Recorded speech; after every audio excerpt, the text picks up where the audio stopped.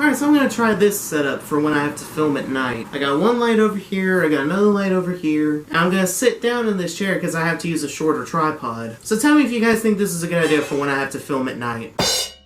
Alright, so if you guys saw my last video, then you know that I did my 10 favorite superheroes. Well, of course, now I gotta talk about the opposite of that. I gotta talk about my 10 favorite supervillains. And again, I'm only talking about this because I am super excited for the Suicide Squad coming out a week from yesterday. I am you guys don't understand how excited I am for Suicide Squad. So that's why I thought, for my videos, I'm just gonna talk about my favorite superheroes and supervillains, because why not? So let's go ahead and dig into it. My top 10 supervillains. Coming in at number 10, we have Lex Luthor. To me, Lex Luthor is that perfect villain for Superman. I'm not the biggest Superman fan, but I do think Lex Luthor is his perfect enemy. He's calculative, he's very intelligent, genius level intelligence. And he's been said to be the smartest person in the DC universe. So that alone right there is a very dangerous thing for somebody like Superman. He's mastered all kinds of science, and I suck at science, so it would definitely be intimidating for me. Plus, he's the only human being to know how to, use kryptonite into a way to where it's going to affect Superman and other Kryptonians. All of his weapons and stuff that are made with Krypton in it is just it's awesome. It's a very dangerous thing for Superman. So yeah, I think Lex Luthor is a great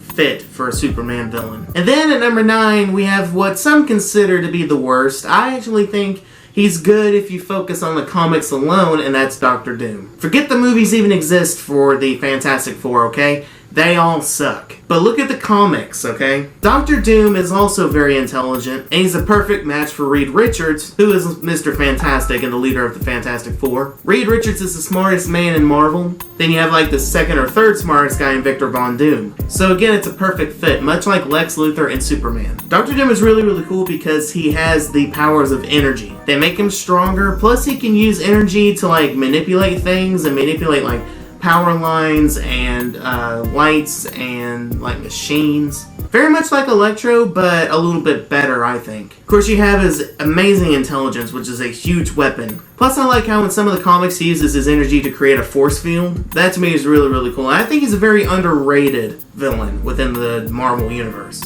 Which is why I think that he's my number 9, because I like the fact that so many people think he sucks, and it's because of the movies, but they don't pay attention to the comics. So yeah, I like Dr. Doom. Then coming in at number 8, we have Venom. To me, Venom should be the main antagonist for Spider-Man, because it's everything Spider-Man is not. Again, forget the movie, forget that Spider-Man 3 even exists, forget all of that. Forget Topher Grace's awful performance, and again, focus on the comics. Venom really is a menacing villain for Spider-Man. The only way to knock him off is with high-frequency sounds. And of course, Spider-Man has to be in an area to get those high-frequency sounds, and Venom is so strong and so fast that he can get stuff away from Spider-Man before he can do anything. He has all of the superpowers of Spider-Man, of course lacking a little bit of the intelligence, but still, it is, in my opinion, the perfect villain for Spider-Man. And then coming in at number 7, we have Ras al Ghul. Now, I don't care where you're from, it's not race. It's not Ras al Ghul. I'm sorry. It's R-A''S. To me, that's Ross. Ras al Ghul, for those of you who don't know, is Batman's trainer. He mentored him in the League of Shadows and made him this martial arts expert that he is. Ras al Ghul is another guy that's just very calculative.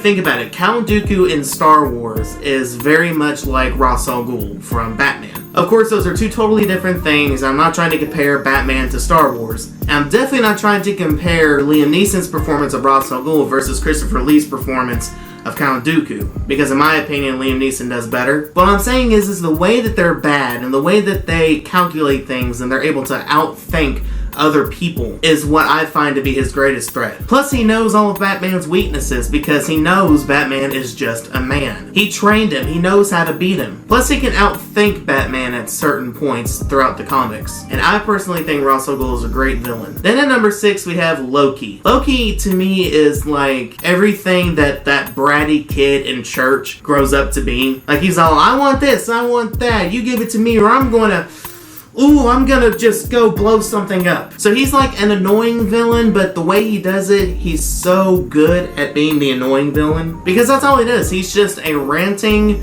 brooding, you know, if he doesn't get his way, then he's going to destroy something. And while that sounds like it shouldn't be a big deal, it is, because he is a god. I mean, unless you put him in front of Hulk, who just shows that, you know, Hulk can beat a god, apparently. I am a god, you dull creature, and I will not be bullied by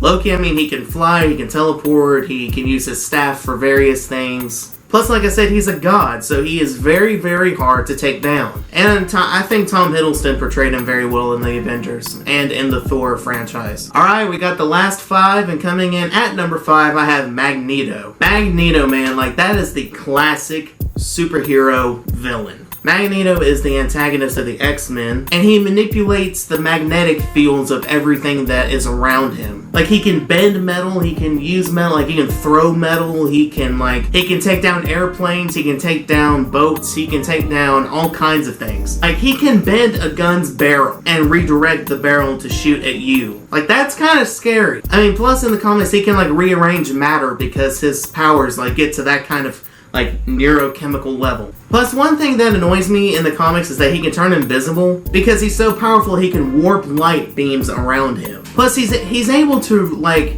completely ignore telepathic attacks. Unless he doesn't expect them and doesn't see them coming, in which case, that's, like, a good way to take him down. Magneto is a very, very cool villain, and one that I think a lot of people sleep on. Then coming in at number 4, we have Harley Quinn. Harley Quinn, yeah, okay. Let me just say this for a second. She was shoehorned into the animated series, and she then became a big, like, fan sensation, which I think is cool, in a way. If you guys don't know, she used to be Dr. Harleen Quinzel. She was a psychologist at Arkham Asylum. Joker got a hold of her, messed her mind up, and now she is absolutely crazy. And she doesn't have any powers, per se, but she uses her annoyance to her ability. Plus, she's really good at fighting. Plus, she uses her intelligence to her advantage. I mean, in a lot of the comics and in the shows and, you know, stuff like that, it's made out to where she doesn't look very intelligent. But in some of the comics, she is actually intelligent, and she does use that. Plus, I mean, she's got Joker wrapped around her little finger. So, I mean, if she gets hurt, you got the Joker on your butt. And to me, that makes her a very dangerous woman. Plus, Harley is sexy. Like, I mean, she's depicted as being a sexy villain. And, of course, you know, with Margot Robbie playing her in the Suicide Squad, I can't wait to see how that goes. It looks like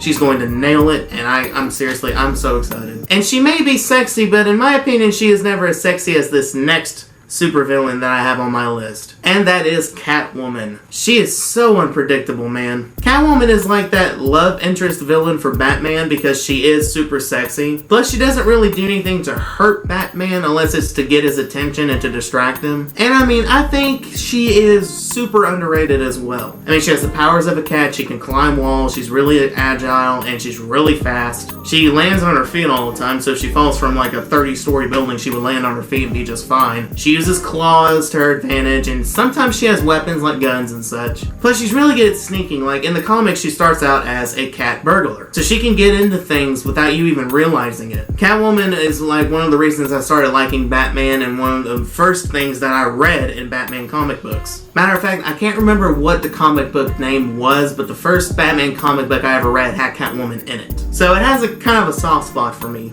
Now we have number 2, and I flip-flopped number 2 and number 1 back and forth. Actually, no, I didn't, but I'm just saying. These two hit my childhood very hard, and for me, number 2 is Green Goblin. I mean, I'm a huge Spider-Man fan. As you can tell, I'm wearing a Spider-Man shirt. But, like, Green Goblin is, again, in my opinion, a very underrated villain. He knows how to outthink Spider-Man because he was Norman Osborn, who was Peter Parker's best friend's father. So he knows Peter. He knows that Spider-Man is Peter Parker. And he knows that he can outthink him by, you know, beating him to a certain location or, you know, using his glider to his advantage, you know, knowing that Peter has the senses of a spider. Plus, in the first Spider-Man movie, it was depicted that he beats the crap out of Spider-Man. And to me, I like the Green Goblin. Again, I think he's very underrated. Plus, he's a part of one of my favorite comics of all time, which is Spider-Man. And, you know, I think y'all knew this one was coming for number 1. So, I mean, why so serious? I mean, seriously, why so serious about this? Number 1's Joker, obviously.